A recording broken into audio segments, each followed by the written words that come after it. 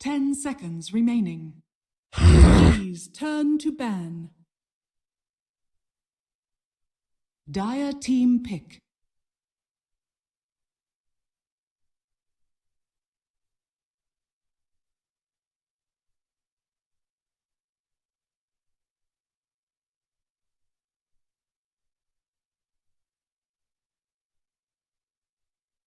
Ten seconds remaining. OG's turn to pick. Invoker.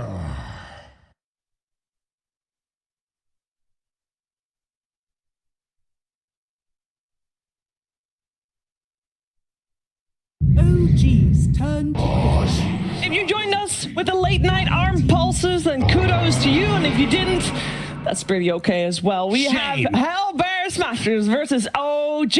It's game 3, and there's going to be a winning team in, well, it depends how long this game lasts. I was going to say in about an hour, but it could be 30 minutes. We don't know. It's all going to depend on how these teams are going to draft and play. And for that draft, we have one for you to show. I'm here with Cap. I'm here with BSJ. And so far, I must say, I've been impressed with HELLBEAR Smashers because even the game they lost, they still looked really good in the lanes. And I think that both games, OG, they kind of fell flat there. I also think OG is kind of setting themselves up to not have high-paced lanes, like the Spectre with the Grim. Yeah, Grim's a great kill support. They had the tiny tri-laning, but Spectre's not a carry you traditionally think, like, yeah, let's go kill people in the laning stage. Then you have this ET, who we thought was going to kind of run over the two melee heroes, ends up laning against a Lion rather than a Baton, and doesn't have a support. So I like immediately what OG's done to swap it up in game 3 compared to game 2, where they're like, okay, Shadow Demon Centaur is a high kill off lane already. Yes. Yeah, the fact they had that Roshan fight that we saw in Purge's breakdown analysis, 10 seconds. he didn't even have the Aghanim Scepter. Like they have to, I think in that game, they needed to put more priority on Seb because he's going to be the one who like represents a damage threat and makes the puck feel really good. He just goes in there with his magic immunity, starts slamming on people, and he creates a lot of space as a result. But if you don't have that Aghanim Scepter yet, then your threat is really non-existent. Yeah, and we have the answer to the question that Moxie asked at the end of the last game. Will we see Puck again for Thompson? The answer is no, because HELLBEAR Smashers bans it. So we're going to see Thompson on something else in this third game. I remember saying that I thought Seb was going to carry game 2 with that ET. Yeah. That is what I truly want to see in game 3 now, because Centaur, I've been talking about it. He's a one-position offlaner for like the first 10 minutes of the game. He does not rotate. He kind of just sits with his Vanguard, killing a tower, killing creeps, and you will have a lot more farm priority. And that's what I want to see this game. You already said it. They're going to prioritize Seb. Now, we think he's set up for a game last game. Now, we already think he's kind of set up. Now, let's just see them, give him it.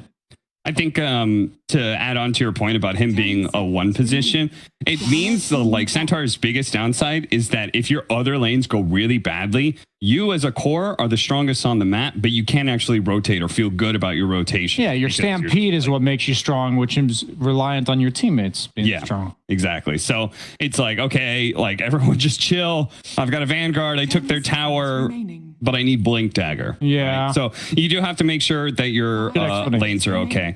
And that is what I'm going to be looking for in OG's drafts, is that their safe lane or their mid matchup is good. Yeah, I just like safe laners like Jug. That's just a archetype example of, I'm a Centaur. I'm going to do my own thing. You're good without me, right? Yeah.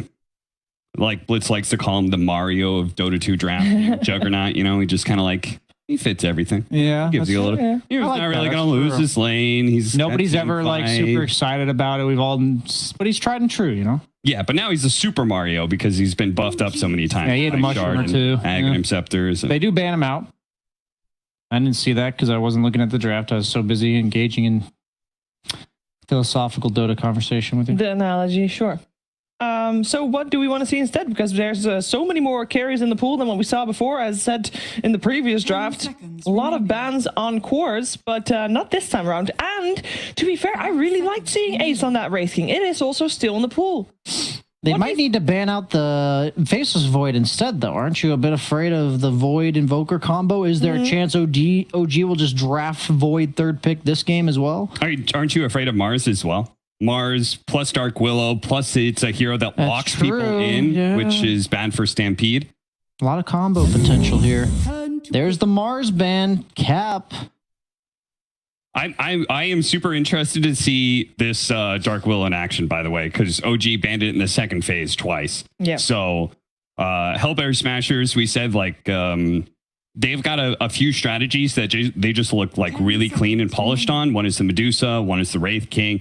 Here they're going to be able to get their hands on the Dark Willow. So I don't know if I've seen their Dark Willow yet. It looks like they played it in one of the games against Secret. Oh, the game that they won with the Medusa. That's what it was. Void Snap, right? Like, isn't that just a 6-second round here for OG? Void Snapfire.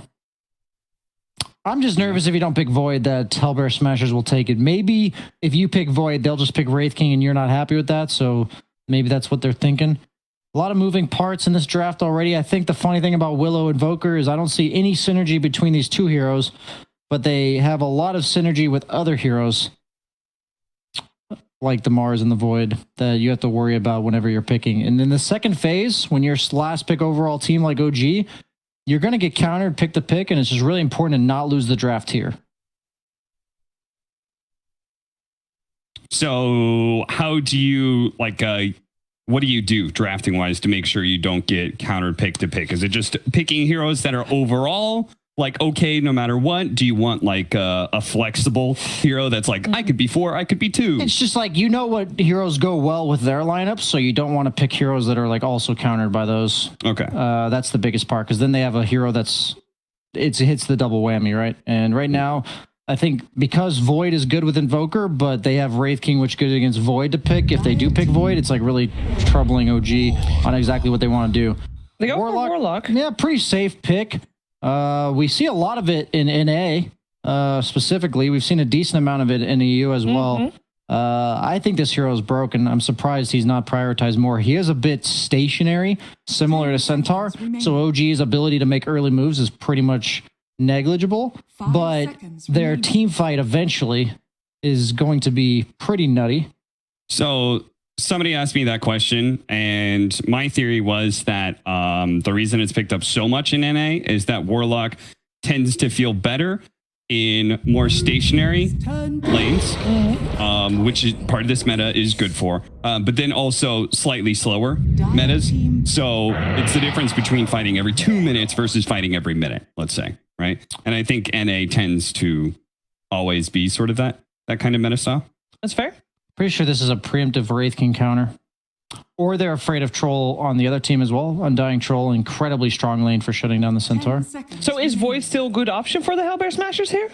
So if it's any other team, yes. I just haven't seen HELLBEAR Smashers pick Void, and Ace has definitely had a limited hero pool in terms of the team's success. I'm not saying Ace can't play other heroes, but they clearly play around his Medusa Wraith King better than anything else. They might just pick Wraith King despite it not being all that great against Troll because of that fact. I would be okay if they did that. Yeah, we obviously also don't know in terms of like last season, Void wasn't really a hero. Oh, damn. Oh. That's a counter pick right there. That's an 8 and an 8 Yeah. too. Against Centaur. And they've got the reach of Warlock as well. Like the Golem can reach out and hit you with that stun. So Okay, so why is this a counter pick? Why is this good? Why the It's nice against Troll because he just has no way to remove any of your stuff, and because of the Abyssal Blade nerf, he needs to like buy a Blink Dagger to ever get on top of you, and then he also needs like an MKB to hit inside of the bubble. yeah, you can't reposition yourself when you pop your ultimate. Once you're hitting a target, you can't be like, oh, I don't want to hit him from here. I want to be inside of Yeah, the you bubble. can actually Like, just nah, put the bubble between you and there. him. Yeah. Okay, fair. It's kind of interesting. I don't see too much Arc Warden, but this is an incredibly greedy draft from HELLBEAR Smashers. Yeah, and that's super I will say concerning that. for me, right? Because we just watched them, the strength that they showed in game 1 and Was the game 2 pace. is they were outpacing OG, and now they're taking the opposite, and especially for a team that is not as established, that isn't, secured themselves, we're one of the top 4 teams in Europe or whatever, that versatility of play style is always a bit of a toss-up, right? I want to see a Sand King ban from OG, and I want to see... It's another offlaner that would give Troll some issues. 10 seconds remaining. The funny part is they chose Troll, 5 and seconds Axe remaining. Dark Willow is really good, but you're against Shadow Demon, so that doesn't work. Tidehunter is probably too slow. Brew was a nice ban, actually. Wait. Why doesn't that work for Dark Willow? What? You said Axe Dark Willow is really good, but doesn't work against Shadow? No, so Axe Dark Willow is really good. Oh, you mean Axe the hero? I'm like, wait, Yeah, what? sorry. Yeah, okay. My bad. 10 seconds. Yeah, very Warlock confused Shadow there for a Demon, not second. support you want to play Accent. No. 5 seconds Hard remaining. counter initiation save supports is Axe's weakness. Did we like the Underlord? They don't have any point and click stuns just yet. Yeah, that's why I thought Underlord would be nice for them, but they do need stuns. They need disables to set up this Willow Invoker. So as far as offlaners go that do that, then Slardar is in still. Ooh, Slardar against Sand King? That lane Slardar might be against hard. Troll would be miserable in terms of Yeah. the lane itself. That's a Tango really hard- does okay in this matchup. Like he likes playing against Troll. They don't have any instant punishes against him. I want But to see Sand King. I think Sand King is much better for sure. I'm very surprised that I guess they respect the Night Stalker. Like they've seen Hellbear Smashers win with it. Mhm. Maybe I'm missing something. I think out of all the lane duos, Sand King's the most likely to be picked for Rasmus. Like we've seen him play it. 5 seconds remaining. It's just a point click stun. It's a hero with innate mobility against Shadow Demon, which is always nice for the Disruption Purge combo. One nice part that they did really well on is picking this Undying, I think, for this Arc Warden when you already have the Invoker as well. You need something to provide you a little bit of frontline because the heroes that we're talking about, Sand King, Pango, that helped fix their draft a little bit, they aren't necessarily frontliners in that regard. So we mentioned Underlord, but now they just don't have stuns. I want to see Thompson on a mobile hero that just runs rampant. I want to see it. What's They Spirit banned out the Void? Void Spirit. I want to see Ember 10 or seconds Storm remaining. and just Any of the carry spirits, this yeah. game. It's a little annoying the root 5 from seconds Underlord, but it's remaining. just not the same as an actual disable because you can buy a BKB at some point and you just don't die until maybe like Arc Warden buys a sheep, like which is 35 minutes plus. This is the perfect set. They're giving it to Thompson if he just picks some unkillable a nuisance here. They have decided it will be the Anti-Mage. Oh, mid troll. That's what they're gonna do. Mid troll. Yep, humble god on the AM. I did not expect that. I Okay. bet neither did Hellbear Smasher. Oh, that is an unkillable dude from the safe lane. I was just theory crafting all the ones in the in the mid lane because Yeah, they don't have good magic damage, right? They don't have good or like they're heavily reliant on magic damage. They don't have the best lockdown for AntiMage. It's a hero that gets on top of the Arc War, and the question is just like, what is this troll mid gonna do for you, right? Buy He can get a mage shard. Buy a mage slayer. He can get a shard and battle frenzy AntiMage. That's true. Arc Warden for Ace, though. Anti-Mage does have really good individual 10 core-to-core seconds matchups here. I've been doubting Anti-Mage because of the ability of the opponent to just kind of group 5 up seconds as remaining. 5. The question is whether or not OG can prolong this game long enough because Anti-Mage will be able to kind of just blink around the map at will. There's really no way to kill him. So I think they'll do a better job this game. Anti-Mage will capitalize on a bit of space much more than Spectre. Okay. But I don't know. I'm not too confident now after watching game 2 with Hellbear Smashers. If we take it back to the lanes, because that's where the Hellbear Smashers looked good in all of the games, are they set up for success there again? What they've got Underlord, Dark Willow against AM Warlock. Yeah. AM's That's just like a board AM's story, going to you know? be fine because he's got Warlock in that troll matchup against Invoker. I have to imagine is going to be okay for Invoker. He's going to be able to rotate a lot more. Like if lanes go kind of okay for him, like the Invoker can have a huge impact around the map. Whereas I don't see like the rotation not power moving. of OG. Like what do their No. supports do in that Nobody regard? moves. Warlock, Literally Shadow nobody. Demon, like none of those heroes have an impact. I think Stormer carries this game, honestly. I think he could. Yeah. It's going to be too greedy, I guess, for OG, you'd call it, because they can't move. Yeah, just in terms of stationary, I think Invoker's going to be the one guy that leaves his lane Yep. Okay. first like 10 minutes. Can Stormer do it for his team? Will the Hellbear Smashers take the first series of their second season of DPC? We're going to find out together with Moxie and Fogged. All right, Fog, we've got a little bit of an unconventional mid lane here now that we have that troll. But I have a question for you because I was looking up shards and I took a look at the Arc Warden shard. How common do you think this is going to be? Is this something that we're going to see picked up? Because it sounds interesting, right? Yeah, I think it sounds interesting in practice, or in theory, but I think in practice, it's maybe just weird. I don't know, actually. I haven't seen too much Arc Warden, so maybe we do get blessed with it, and I hope to learn quite a bit about Arc Warden, because Ace is one of those specialists. You know, this is one of his most played heroes at one point. He was spamming all the micro heroes, we always called it for Ace. His Meepos, his Arc Warden, Broodmother, etc. He did love to play, and the cheese heroes. He loved playing Huskar and Arc Warden and stuff like that. So I hope to learn something, because I'm not sure how this hero fits right now. It's not been doing so well in DPC either. I think it's like 4, maybe not. I believe Fogg is underwater now. He sounds like he has disappeared into the abyss. Hopefully, 30 seconds. the mic dead? situation. No, you're all right now. All right, Okay, excellent. maybe I did fall into the abyss. You went in for just for a moment, though. You know, just checking out the dark side here, the dark moon side. But, Yeah, I'm not too sure what to think of the Arc Warden really, because I'm not sure overall what the hero, like usually it's just played for the most part versus those like heavy ranged carries, right? Versus your Terrorblades, your Drows, etc. Versus high art, versus like some of these squishier kind of heroes that can't close the gap on top of you. So I don't know. I hope to learn quite a bit here. It seems like it could be a pretty tough game for that Arc Warden. I do feel like OG, they raised the greed. When they saw greed coming out from Smashers, they're like, all right, we'll just one-up you with greed by picking AM versus Invoker and Arc Warden. But what does this mid-troll really hope to accomplish, I guess, here? Because that's what our panel was a little bit stumped on. They're trying to kind of theory craft, but it's not really that clear, right? Yeah, they have played it though in the past, right? Like this is something that OG used to love to play. Just pick it because your lane overall is quite strong, especially into something like an Invoker who doesn't put the pressure onto a hero like Troll. I think Thompson should just be able to farm pretty nicely here. But he can't slow down Stormstormer too much either. Stormstormer should be able to just like pull the creep aggro constantly and just get easier harass trades because of that class building. Yeah, and on the bright side too, from the side of OG, you know, the lockdown is exceptionally light for a while coming out from the Smashers. You know, usually when you see a troll, you want something that's going to be able to kind of disable him while he's trying to go into his ultimate, or in the case of an anti-mage, you know, you need that lockdown. You need to make sure that you have some way to make sure that, you know, you slow him down and you can get your hands on him. And that's not really something that we're seeing coming out from this draft here for the Smashers. Yeah, Smashers literally have 0 stuns. They have roots. They have Cursed Crown and Cold Snap as their 2 stuns, which are not really the most reliable, and also just completely prevented by BKB. Once if and when OG does go for those 2 items, it will be pretty massive. As my God, Thompson's actually crushing mid right now. He's 5-3 to the 1-2 of Stormstormer. Ooh, yeah, that definitely does not feel good for this Invoker, as he is the one that everyone's got to keep their eyes on and needs to kind of pop off. And Troll's strong laning, that strong animation, and that strong base damage is working out for him right now.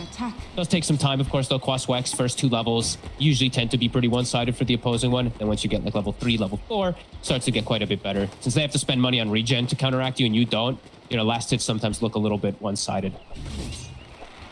And poor Notail was trying to get that pull off, only managed to grab one of the melee creeps in that process here. Gilgir will happily take it. On it. Yep. Hell yeah. You love to see that, you know, just anything that you can get, any extras. They're already level 2, so Notail might actually eat some heavy harassment from Gilgir here. Yeah, that definitely looks to be the case. It takes a couple clicks. Not sure where we're going to see that first blood necessarily, though. Where do you think is the most likely place that we'll see it? Very high nobody. I think we're gonna have a pretty boring lane setup. Just if Tofu gets disrupted out of position and they have the double edge and the stomp and they have enough chase, they'll kill this Undying. But Okay. on the other lanes, yeah, I don't think anyone else is gonna die. It's very, very specific in the way that they had to set that up there. But we are going to see plenty of harass, especially, you know, Anna's going to have a little bit of difficulty, I think, down here. But he has a Warlock with him, so should be able to, you know, get that regen right back up again and sustain here in the lane. But mid lane, man. He's doing really well. Those denies are the biggest thing too. He literally just goes for straight damage, right? So he brings the Band of Elven Skin. Now he brings the Wraith Band. Just all about that little bit of extra damage. Poker is limited. We'll connect with a nice cold stack though, and an EMP. Plenty of harass here coming out from Stormstormer. And wow, Sab actually not getting the most last hits, right? He does have 4 creeps coming into him, but so far up top, he's the one who's actually falling behind out of the course.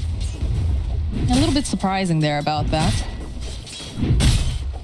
Yeah, definitely. I think they've gotten some little side pulls and stuff like that that I didn't actually know. As Saksa can't get the career he tried. An A for effort, for sure here. How often have we seen these shadow demons really pop off in games? Like, obviously, it's picked up mostly for, the saves and whatnot, but I feel like we haven't seen a lot of teams winning with it. No, definitely not. I saw like Hanski in that one game, of course. That's the one that stands yeah. out versus the Void. He had such a spectacular performance with all his disrupts. But yeah, I've been waiting to see some more Shadow. I love this hero. I really do. I think he has some untapped potential, but he's a very specific hero. He's tough to make work because it's just the 4 without a stun. So you have to have a stun built into at least 1 or 2 of your other corners. Yeah. The poisons are stacking up. It's got about 3 of them over here on both of the smashers. Just gonna back off. Not quite gonna be able to land that 4th one, unfortunately. It is just a game of harass as we do get some nice fatal bonds here in the bottom lane. But again, it's just chip damage. They're just trying to make space. It's kind of interesting too to note this time around they're not bothering to do any sort of like a tri lane here for Ana over on the side of OG. That's something that they have been doing fairly often in the past. I think it actually hurt them quite a lot in that last game, though. Like, I could understand why, because they like having it when they do have that, like, super hard carry, but Seb was, like, bottom 2 network. Seb had no game because of it, so I like that they're actually helping Seb out, because whenever he does have a game, we see what he can do. He actually can be pretty explosive and help out the team a lot. He was a pretty quiet game last time. I mean, that is one of the nice things, too, here, although they are going to set up here with the disruption. Seb get the stomp off. Get a couple hits off, but again, Tofu fairly tanky there with the fact that he does have those 4 stacks of decay. So just a little bit of harass. Not much mana left on him, though. And speaking of no mana, Thompson is also very much hurting in the mid lane in terms of any sort of spell casting there. Yeah, it looks like Seb, he's just gone for the...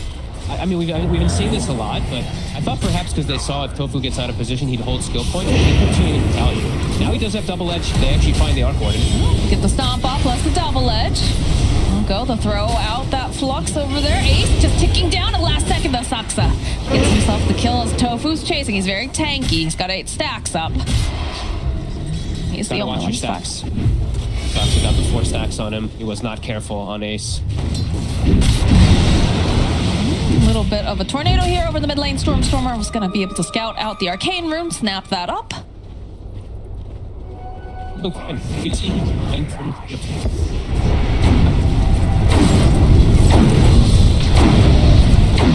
Gonna be honest with you, Fog, you're having a couple moments here where you just disappear into that shadow realm. Might be having some internet issues. Sorry about that. That happens. I know I have been there myself. But if I don't respond sometimes, that's gonna be why. I'm sure you're giving us very, very good insight, though. No problem, Mox. Middle lane, though, some of those whirling axes tossed out here by Thompson. Stormer just clicking away here. But if we take a look at the net worths currently, definitely seeing a bit of a trend going over to the side of OG. Okay, hopefully I'm back, and hopefully it's not too underwater. Sorry about that. It's all right. Having a couple issues, I think. Yeah, we see like they're actually doing really well on all 3 lanes. The double ring of health on the side lanes, sustaining versus the damage. Seb has Vanguard, so he's just going to be chilling up here as Stampede now online. So Stampede could net them some kills in these side lanes. Is it worth it to start to, rotate some of these heroes up, trying to put pressure over on the tower and slow down Ace a bit? No, I think if you're OG, like, I think the onus is going to be on Smashers for the most part of this game to put the pressure on. Because AM overall in this game, he'll win out. There's no stuns for an Anti-Mage versus Arc Warden and Invoker, 2 heroes he gets on top of. I think it's going to be up to Smashers to really pressure and look to actually slow down OG. Well, they're definitely putting out the harass over here. Ana having to be careful, though, because that Firestorm, he's sitting very, very low. Got that Ring of Health. Oh, the creeps, though, over here on the side. The Tornado sidestepped here. Oh, still, Stormer will be able to get the final hit off as now No Tail running for his life. So Rasmus just whacking away over here. Stormer needs a little bit more damage, and No Tail's just going to use the Shadow Word to heal up and hide behind this tower. Ana being too over-aggressive, just comes with his name, I think. Just hitting Rasmus too long. Stormer sees an opportunity, he seizes it. And they're gonna get really good damage on bottom tower here with this Atrophy Aura damage. Oh, sending Ana back down here, though, to push them off the tower. Open up the Tornado EMP into that pit of Mal, so they'll have a little bit of control. Not a lot of mana here, though, left here for Honest. He's just getting chased down and bullied away from this tower. He just got back here and he just lost everything. He's down to 300 HP. He's got the heal, but man, he can't blink. He can't actually posture aggressively at all. This tower's dead. Vanguard Underlord tanks in for free. Easy peasy. Top lane, Seb. Yeah, we'll drop plenty of these spark rates over here as Seb just teleports away, though. And again, that is the problem with the draft coming out. Where are those stuns? Is the bottom lane, though? They're just putting so much damage over on Ana. They need another click or two, and he's healing up thanks to that Shadow Word. Looks like he's gonna be able to escape, but definitely doesn't feel good to be bullied out of your own lane. No, I love that Stormstormer is making these moves. He gives Gilgir the lane since they're not pressuring the AM with the Dark Willow. So Willow's getting XP mid. They take bottom tower, and they're actually slowing down Ana's farm. I really loved it. I love these moves from Stormstormer. Playing this Quaswex very comfortably. And again, like you said, you know, in the past we've seen him primarily just play Exort. So Yeah. the way that he's making these moves is really showing, you know, growth as a player and a good understanding of what he needs to be doing here. Rasmus, though, is getting chased after by both of these supports. A couple of these stacks up. Ana jumping forward. You can see the teleports are coming out, but they're not going to get there in time. So Ana will finally have some revenge against the bullies in his lane. Sucks at incredibly high level and a lot of farm. Looks like he did farm up a stack, a triple camp at some point in the game, just to get himself that good early advantage. Another thing that we see from some Shadow Demon players that you don't see too often. You can farm stacks really easy. Look at this, he's already starting out a second one, so he will be able to get good item timings on him. Always feels good when you can do something like this. You're not taking anything away from your cores. You're still getting yourself some, you know, money and XP. And he's helping No-Tail, right? Like, Yeah. No-Tail's taking XP from it too, so the Warlock almost level 6. Working together here. The Curse Crown does proc, but it's going to get rooted to place the brambles. They've got the Terrorize. Oh, that is unfortunate indeed, yes. But is going to need some help as Stormstormer makes his own rotation. Tornado EMP, they get the net off, though, over here on the Dark Willow. Gilgir just needs a little bit of help. They go, they drop that Chaotic Offering, so they'll find that kill. Now Stormstormer, he needs help, and he's not going to be able to get it in time because they just run him down, and No-Tail gets the kill. And Thompson's aggressive play pays off. It actually gets them a secondary one with the rotations. And No-Tail, he does hit 6 off of that creep wave mid because they farmed the jungle together too. Huge hit, really, from OG. That's what the Matrol's going to do. He's going to go Hags, and he's just going to dispel these annoying spells that there are a lot of. Brambles, Curse Crown, Invoker's Cold Snap, etc. All right. This tower, the pressure is on Soxa in position. There are quite a few TPs coming out, though, as Soxa starts backing away. Stormstormer, they have a idea that he's hiding around, but they do have a nice deep ward here, so Soxa just running as fast as he can. Does eventually get clipped by the Tornado. EMP, Brambles down, and Disruption comes out. It's going to allow him a little bit more time and some space, but eventually Stormstormer will slay. You don't mind that at all. Soxa's like, okay, I pulled 3 heroes toward your base. My AM is hitting your top tower. My Warlock is stacking. My Troll is farming. I think OG's perfectly fine with the Deathlight. You can see now Ana making this rotation up to the top lane, placing some pressure here. Have a nice ward. They do know that Rasmus is nearby, already placing that down, of course, earlier for Stormstormer. Nice stacks, though, over here coming out from the side of OG. Yeah, Seb going to be nicely enabled. Vanguard Hood, pretty much unkillable in this game with this build-up already, and he's going to be quick for the blink, and they see the real Ace bottom. 15 seconds left on his TP, and they have Stampede, too. Ace. Look at the way they're playing this. Hiding in the tree line. Scan, it did catch them, so Ace will back away nicely there. Great scan coming up from the Smashers to keep him alive. Would have been an easy kill if they got on him. Radiant's current Now they can push top too. Stormstormer pops the Alacrity, starts hitting the tower. is under attack. Nice plays coming out here from the Smashers to make sure that, you know, they're playing at that high tempo. It's a little bit concerned about this when you consider the fact, you know, it is a bit greedy, but, you know, greed answers greed here in this particular series. It does. This is one of the greedier drafts I've ever seen. Like AM and Troll on one side, Yeah. he's Invoker and Archon. It's unbelievably greedy. Pressure on here at this top area. Nice Tornado EMP going over onto Thompson. But he doesn't have any mana available. Does have some wand charges though, at the very least, but Stormstormer still just chipping away. There's only so much that these two supports can really do as well, so. Yeah, backing off a little, just putting pressure down, making space for Ace. Yeah, and look at Seb's positioning. Like, he's just farming the enemy triangle right now as the Centaur. So they're getting this farm around the triangle. They're also farming their triangle. Their AM is farming. Like, the Smashers, they have to start putting some pressure on. I like that they're hitting this top tower to force some type of reaction. Yeah, it does feel like they have to start making some moves. His AM is getting too much base. You know what happens when Anna gets space? Anna goes diving into the fountains. Especially when it's an anti-mage versus almost zero stuff. And a Malice, another Tornado EMP combo. You have to be careful though, No Tail is standing nearby, getting into a good position. Foxa picking up the haste. Oh, haste invulnerability in this game, right? Yes, Like yeah. the Suns. As long as he doesn't get brambled, he'll be fine with that haste to run away. Ace will port bottom and push out Ana from that bottom tower. And the rest of Smashers still looking to try to pressure this mid tower. They want to get some type of advantage versus the AM. They know he doesn't want to show up. They know they're playing effectively 1v5. Please can't show up. Big tanky boy versus big tanky boy over here with Seb and Rasmus. They just like ran into each other a little bit there for a second. They're both having fun with it. I mean, what are they going to do to each other? Everyone else just has to stand back. They both have healers on their side. He denies the range creep. There you go. That's how you get him to jump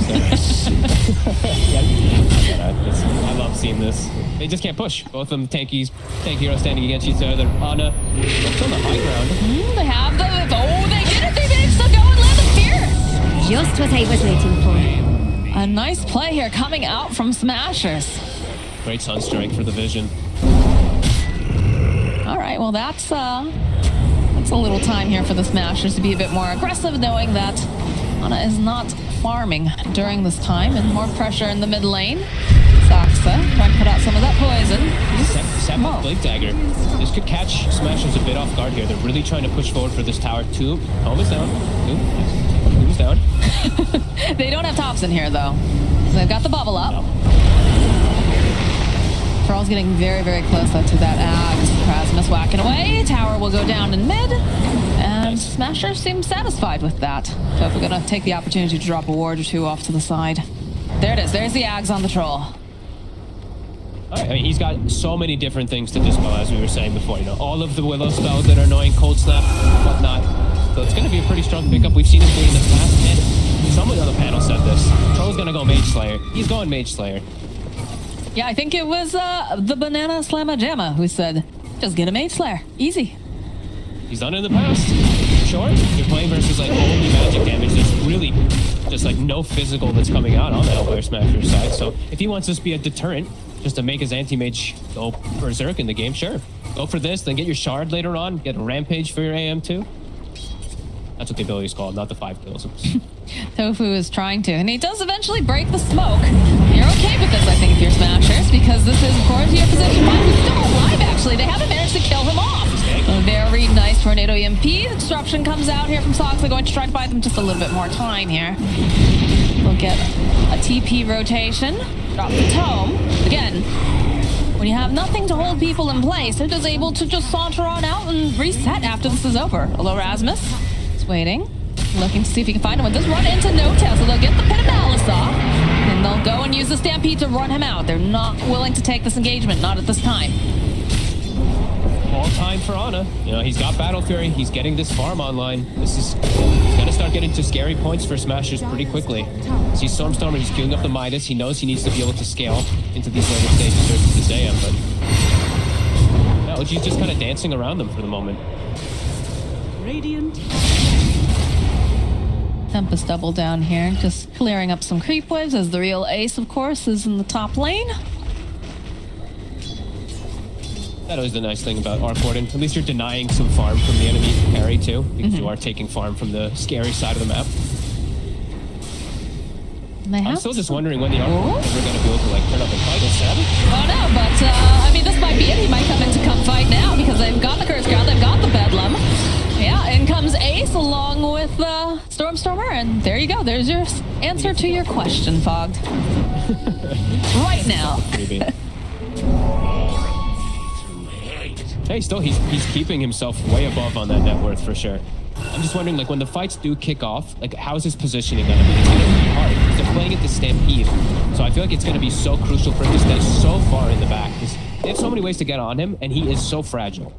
So I'm gonna have to be watching, in particular, like Rasmus just blanketing him. Rasmus and Tofu have to protect this Arc Warden with their lives. Well, I mean, we talked about this in the second game, right? We saw the Abaddon coming out, and it's very, very difficult, of course, for the melee. Well, yeah, the melee heroes to be able to go and just get these saves out, get the heals. But Tofu did a great job in the last game, so. And Soul Rip is just way longer cast range, so you can play further away. That's another D-Ward. I didn't talk about it in the last game, but because it was like Smashers had such good fights and everything, but my god, the guard control by Tofu in this series seems to always know where OG's got their vision. He's winning the warding game in this series so far. It's always fun to watch. I know Windstrike also does a lot of very unusual warding coming out and seem to have a good grasp of where the most common spots are. Yeah. No-Tail doing a little bit of his own dewarding, though. Vision really can be everything. You know, No-Tail, he does have one sneaky ward right now inside the enemy triangle, so they do watch Stormstormer farming, and they are going to be aware, if they do see it, that he's gone for Milo. So, greed raises greed. They're invading, though. Tofu showing himself immediately. They slow down, and Zestop put a malice, the move coming to play. Go and pop Flesh Golem, but it's a nice follow-up with that chaotic offering, but over on the back line, Stormstormer, nice destruction coming out. The Tofu is just circling around this area. He drops that tombstone, and he's just surviving somehow during all of this here. As Thompson, he's trying to just beat him down, but it's proving to be a bit too difficult. As Thompson eventually does fall, they can't take down Tofu. He's too tanky, and now No-Tail is just trying to shuffle away as fast as possible.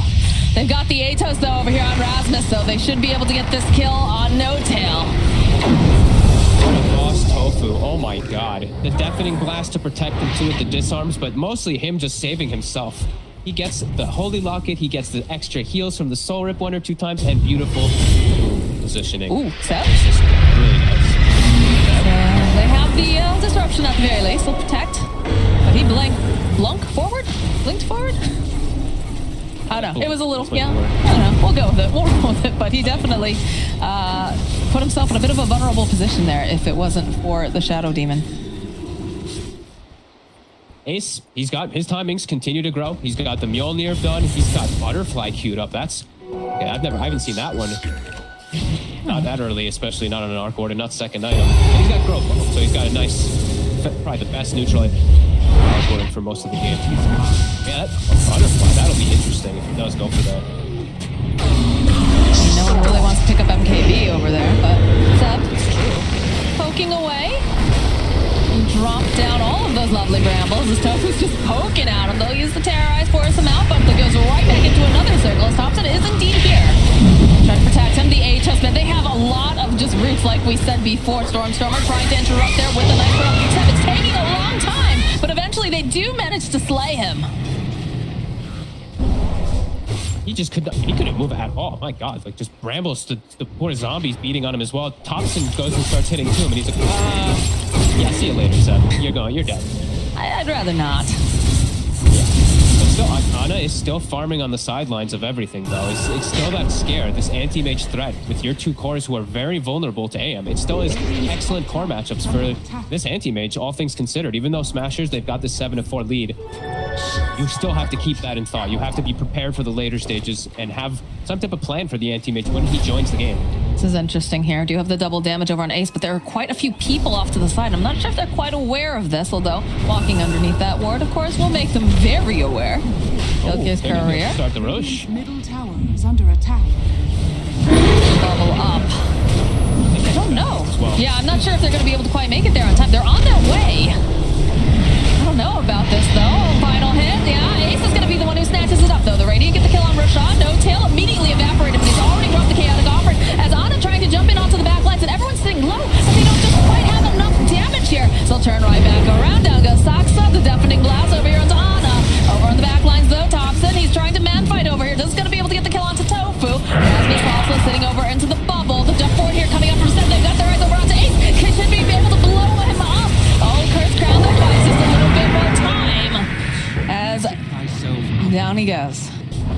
And this is what I was worried. It's like when the Arc Warden shows up, sure, they get rushed, they get this Aegis and everything, but what does an Arc Warden do? And they just jump on him. They get on top of him, and Ana just freely attacks him. It's a great play to get that, but you see the way the fight goes down. Thompson's unkillable.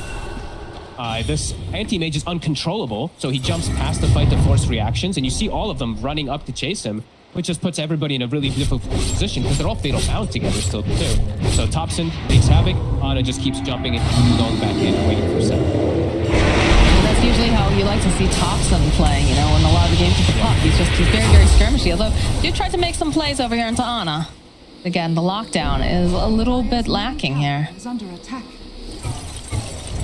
Yeah, he's fully committed for Butterfly on this Arc Warden. So this evasion, it'll help when this anti-mage does get on top of you and all that, but I'm still just feeling he's so fragile. I don't know what he's gonna really do once they get on him. Sure, he's gonna be tanky versus physical, but they also do have a good mixture coming out.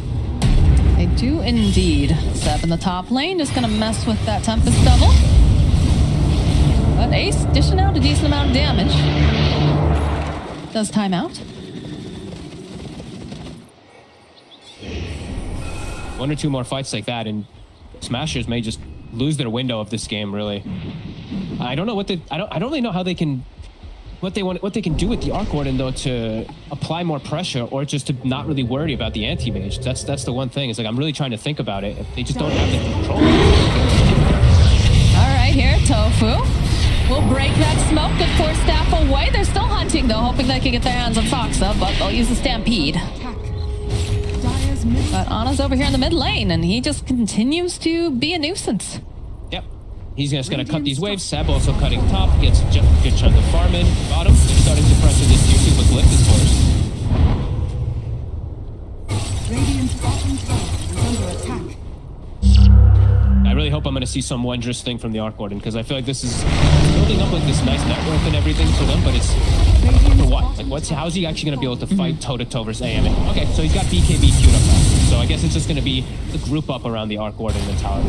Just so he's this heavy right clicker who's immune, resistant to a lot of that physical, and then they just rally around. Yeah, they're bringing the fight over. They'll use the Tempest double up first. They'll go and throw out some of these tornadoes, EMPs. They go and they drop the Chaotic Offering. We'll push back a little bit, and they do have some nice fatal bots to the back line, but again here, Ato's getting tossed out by Rasmus. Ana the entire time, though, still just pushing in those waves over in the mid lane. It looks like he is forcing it all. Yeah, I guess. I mean, it kept them away from their buildings. Radiant are scanning. Yeah, definitely. I mean, it definitely did the job for Ana to continue getting this win.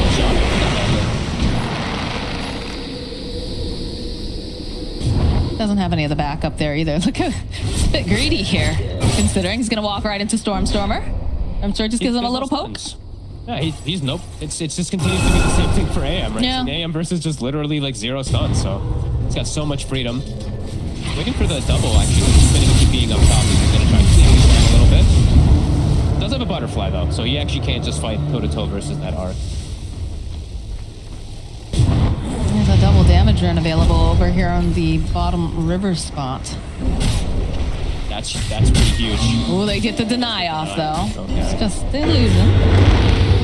Now they know. They're smoked up and nearby. They're hunting, they're combing. Ana commits. He had BKB queued up. I think he was contemplating it, but he just goes for the full Scotty. Playing versus 2 ranged heroes, the Scotty is just that much more beneficial. If he gets on top of them, they can't move. Does mean he won't have true strike for a long time versus that butterfly. An opening here over on the troll. AMP tossed out. They're backing off, though. Rasmus, though, starts going forward again. Try to get some information here over on the side of Smashers. OG doesn't want to fight under Tombstone, especially when it's on high ground like that. They avoid that situation. Ana continues to hit some. Words are a lot of information over here. Go up. Looks like they're going to pick up a smoke over on No Tail. Everyone's just poking their heads inside that pit. We still have about 3 minutes now until we find out how long it will be respawning. Smasher's still looking for somebody to try to catch. Just really trying to apply pressure in the mid and bottom pace. Yeah, they're just not letting anybody kind of show up, though. As Ana continues, just pushing out the waves. And when there's just a lack of lockdown on the enemy team, he's allowed to. They will force the issue a little bit, though. They put the Underlord very far forward here, just trying to put some damage down. Merge coming out. They're just sieging. Delay until the anti-mage feels like he's got a good moment to jump in. Stormstormer, you have to watch his mana pool. You gotta watch your mana levels when you are playing versus that mana void. Saw the disruptions coming out. Rasmus putting down another root. Again, it's just a slow siege. They have to be careful, though. They don't stack up too many levels of the Shadow Poison. Just circles on circles here. He's got the top tier 2. He's working on the tier 3 now. It's just, they just keep, it's just two different people hitting different bases. My goodness. What are they going to hard commit on this? Okay, there it is. There's a big chaotic throw offering dropped in. Good stuff here from Seb as they get them all just linked up over here on the side. Rasmus taking a lot of damage. Just going to get saved here by Tofu. They're going to try to group up right back again. They get off a nice terrorize. Everybody gets in the car and they are out of here. But the Rax is They have to go deal with Ana though. And where's your control? Who's going to grab them?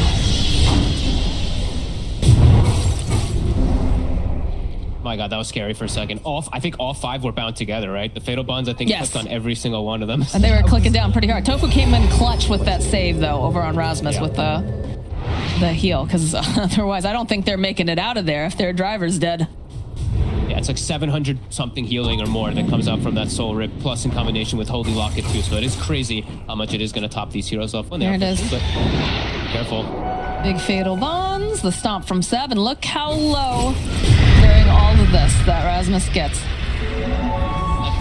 Imagine if the anti-mage comes in again. Oh my God. Here that's going to the Smasher side. If he mana voids the Invoker there, it might just be a rampage. So he'll be having to be careful as this anti-mage is almost catching up to the Arc Ordnance farm. He's going to have BKB, so now he probably feels nice and ready to join the side of those fights every single time. And that's pretty scary considering how well OG has been managing to take these fights without him. Yeah, they're just stalling. And now they've got a pretty big item also for Thompson. He's got MKB, so if he gets inside of that Arc Ordnance bubble, he's going to lose rapidly. Well, they won't have the Chaotic Offering for a little bit longer here, so perhaps they'll bide their time. But I'm sure Roche is the next big objective for everyone. Going to be the big fight. But smoke coming out from the side of Smashers. They're hoping to catch someone. I'm sure they would love to catch the Anti-Mage, but I don't think that Ana is going to allow them that here. So Stormstormer scouting. It feels like they're, that window, it's starting to close pretty quickly. This Anti-Mage, this Troll, they're starting to get a bit too big. They have to keep pressing this forward, keep looking for these kills, keep playing around this Roshan. Ana, he's gonna carry this game if they don't close it out very soon. Rasmus throwing out that pit. Immediately to stop forward, though, the initiation. Can they blow up Rasmus fast enough? Good heal coming out. Nice terrorize as well, but they've got the BKB over here on Ana, who's on the hunt. He does buy out Rasmus, trying to get off as much damage as possible. Molotov turns back around the side. Can they kill him? Yes. They'll take down Rasmus. That's one form of lockdown that is removed now from this fight. Two technically when you count the Atos. Tie back now. They're not happy about this. Two's almost gone too. And that's a big window. That's a big thing for Smasher's fight. But they're not going to have available. Smash is going down very, very quickly. Nice stop coming out on Seb. Over onto 2 immediately. And there's going to be the Stampede. They're trying to run away. Rasmus over here on the corner. Trying to split it up. There it is. There's the Chaotic Offering. They go in. Rasmus trying to manify. He's trying to get something. Trying to get the final hit off. And he does manage. It's going to be Rasmus who grabs the Aegis. And now disarm over here. Over onto Ana. The disruption coming out though. Might buy him enough time to have the first. Following up with the meatball. They'll be able to take down Ana. Thompson already falling during this fight. Smashers. And Cheese. They only got the shard on the Anti-Mage. A huge fight from Smashers. Just pushing into the pit. My God. Seb trying to do what he can here. Trying to just cut this wave. Stormstormer doesn't have a whole heck of a lot of mana on him. Again, does have Cheese. But it's the most that Seb can do right now. They still have a creep wave, though. Tofu's courier. Oh, jeez. It's 60 seconds now. They were all, the scary things too, they were all 5-man Fatal Bonded again in that fight. They just ran into the pit and got on top of the Anti-Mage, and they get the steal. Rasmus, quick fingers. Look at that. Blast Stormstormer, just a push. Perfect time. So I want to know what the comms sounded like during that fight. I imagine they were absolutely wild. But again, initiation, the step back and forth here. Tofu chasing them down along here with Rasmus. Even get the whip out there, trying to keep Sox alive, but they just can't seem to do it. They're diving a little bit hard here over on the side of Smashers. They don't have a creep wave. Creeps still aren't quite here. The back door kicked in. Buy them a little bit more time. This is all they need. They're grouped very tightly together. They have to be careful of Seb jumping on in. Damage is coming out, though. Again, that was Fatal Bond. Only Gilger, I think, not affected over here. Another tornado tossed out. Thompson doing what he can, trying to push them back. Anna's going to be up in a couple seconds here. Rasmus starting up the car. Getting that engine nice and warm and running as they will leave. The damage is done. Nice push. Yeah, that was a really scary moment for the side of HELLBEAR Smashers, but they do succeed with this push-up and just honestly getting into the rush pit. If Anna gets an Aegis there, completely different game on their hands. All right, we've got the Bloodthorn online now here for Ace. So if Anna uses that Manta too early... He had to use BKB versus the clone. This Smashers, I think with this you smoke immediately. Yeah. No BKB on AM, you go look for this fight. There it is. You're gonna do it. They do get the X-Factor online now for Centaur. Be able to reduce some of that damage, but hunt is on. They're scanning. They're hoping that they'll get their hands on an anti-mage who's farming, but they're grouped up pretty tightly over here on the side of OG. Anna hiding in the tree line. Rasmus. Smoke breaking. Gets the pit off immediately. Can they follow it up? Can they keep them in place for long at the silence? Tossed right back in again. Try to go up with that Terrorize. And they just immediately recede back into the base. That timer has been almost missed. There's still 30 seconds left for the BKB timer, though. Stormstormer showing himself. Ooh. The rest of the team is nearby. Anna has to be careful here. Blinking out. Stomp coming out from Seb, landing over onto Rasmus. Topher taking a lot of damage here. All the mana is basically used. They'll go up with the Chaotic Offering, and they get some of the meatballs tossed out here by Stormstormer, but they're just dodging away a little bit too much. Anna disarmed over onto the back lines. BKB will come out as they're going to try to fight with Thompson over on the side. Force Seb coming forward here, trying to keep Soxo. Soxo's not looking too healthy over the back lines, so Stormstormer will fall. Seb trying to run away, and again, that's the BKB. It's back up and running. They're just going and trying to cut him down. He's man fighting as best as he can, but will eventually fall. Will also fall. Rasmus, he's back up. That age has already been burned. This is not looking good for him, as he's the next one to fall. And somehow Seb surviving during all of that. Ag Stampede really coming into play. That extra little damage reduction, but mostly, even though they have this Aegis, we see the power of the anti-mage. These resets and repositionings, and also the tomb dies instantly at the start of the fight on the high ground. They just all focus fire it, and then they just get some great resets. Look at this chaos. He gets the BKB off in a pretty clutch moment because he was going to get instant mana voided there. Look at everyone's mana. Look at everyone just bound up together on the side of Smashers, kind of panicking, running around. And then you see these two. Thompson as well as Anna. Just the follow-up in Seb. They have it perfectly to get on top of Ace. And that just might be it. Yeah, there is, oh, jeez. That's rough. Yeah, they just walk into the base. They don't have buyback. Although, we're going to have Stormstormer back up Ace soon as well. So perhaps they can, throw out some tornadoes, try to push them off. But it's, looking rough now here. Yeah, anti-mage is fully hit in his stride. This is why we were saying, there's just no stuns versus him. Anna, a couple, did get picked off the 1, 2, and 3 times. But it's an anti-mage game to win when it gets to these stages. If Smashers isn't itemizing hexes and a lot of different ways to actually control him, this AM is going to just completely win this matchup, as we have seen now in these last 2 fights. He is able to actually get on top of the Arc Warden, where Ace just can't do much about it. Do you think Ace should have gone something a little bit harder for lockdown instead of the Bloodthorn? I know he's got to be the primary damage dealer, though. Radiant's top tower is under I don't know. Honestly, they have the Atos and stuff like that, but it's these drafted. That's why the anti-mage is quick. Right. Into such limited disables. Stormstormer felt he needed BKB, or he just killed his whole team with mana void. Which it's appropriate. Makes sense for sure.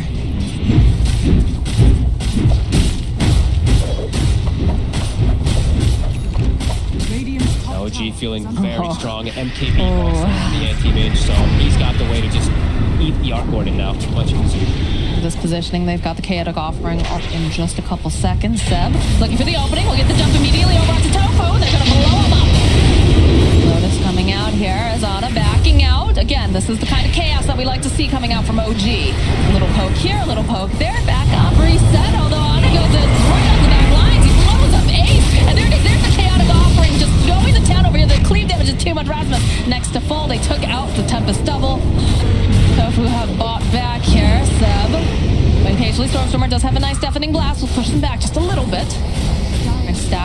poison, get the vision. They do not have their carry. They do not have their big tanky frontliner either. Over here on the side of HELLBEAR Smashers, the meatballs tossed off. There's the BKB coming out here now. Stormstormer, he just can't run away fast enough. Thompson has too much damage. Just Topher running back into the base. Buyback now from Stormstormer. HELLBEAR using that Terrorize. Just going to try to push back on him for a little bit, but it's going to be coming right back in again. Don't know what to do on the side of Smashers here. I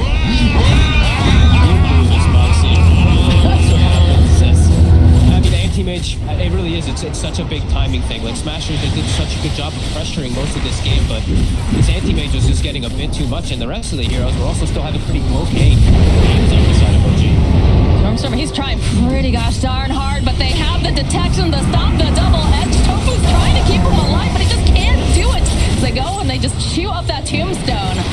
Got some more of these heroes back alive, turns around, they get the root off over onto 3, but where's your damage? Where's your ace? He's not here just yet.